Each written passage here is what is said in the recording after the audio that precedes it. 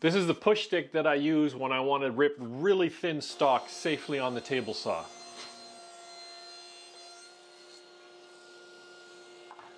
I've got a Biesmeyer style fence, and I don't know if I'm pronouncing that right, but that basically means my fence is rectangular.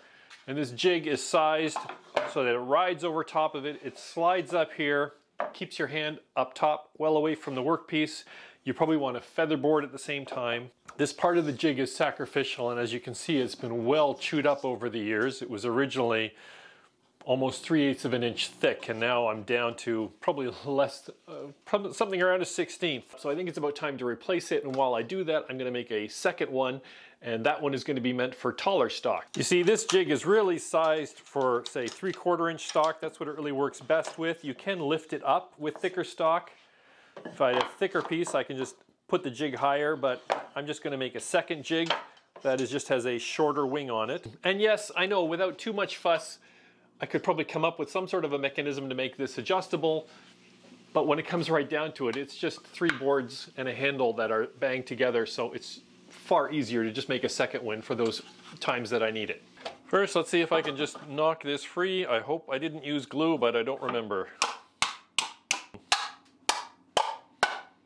Oh, there we go.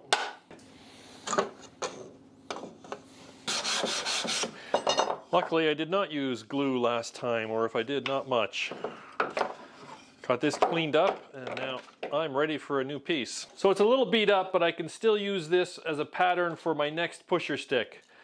I want it to be 2 1/4 inches here, and then let's add a 1/2 inch for the push notch, so like 2 3/4 inches.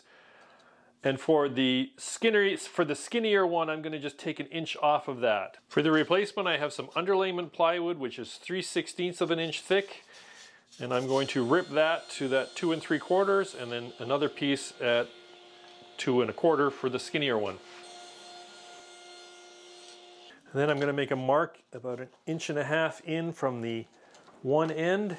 That's going to be the pushing end of it. Now I'm going to use the table saw again to trim it down. I'm going to push it forward and just stop shy of that pencil mark, and then stop it, and then repeat that with the skinnier piece.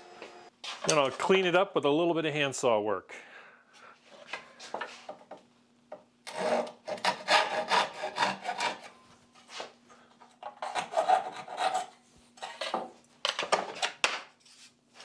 So with the plywood gathered together, I've got my crosscut sled set to 10 inches, and I'm going to cut all these pieces first to length.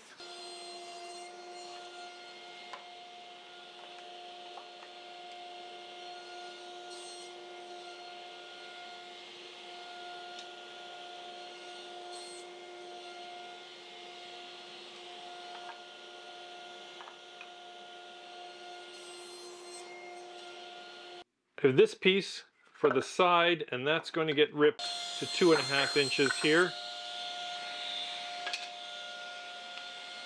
And out of the whole build, this is really the only really critical dimension, and that's ripping this piece that's going to slide on top.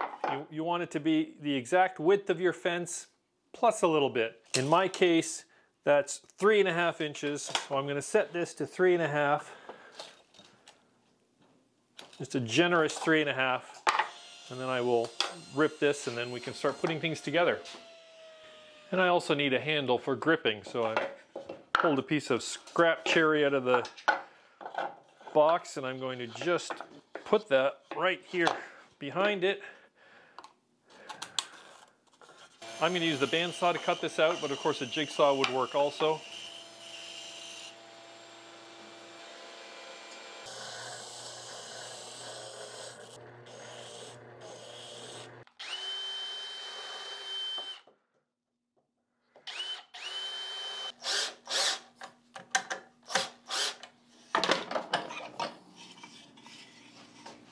And then clamp and screw the right side into place.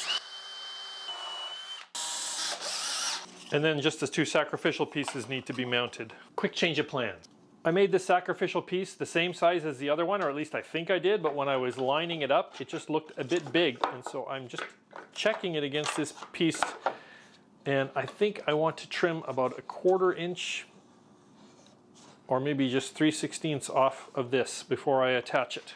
I'm just going to mark it from this side. And I'm going to square it up here on my crosscut jig and use another piece to hold it firmly in position. The notch makes it difficult if I were to want to run this through the table saw or through the bandsaw even. I mean, I could just freehand it with a jigsaw, but I'd rather think this will work fine.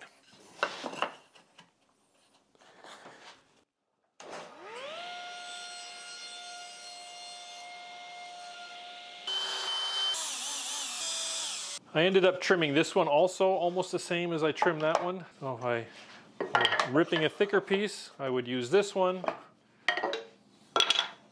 Ripping a thin piece, I'd use that one.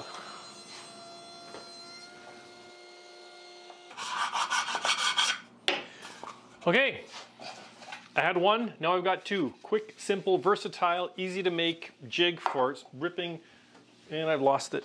For ripping super thin strips on the table saw. You want to cut even thinner than this. I've cut them as thin as a 1/16, or I don't care how thin it goes. As long as the table saw blade is not touching the fence, I would push it through and I would just chew this up.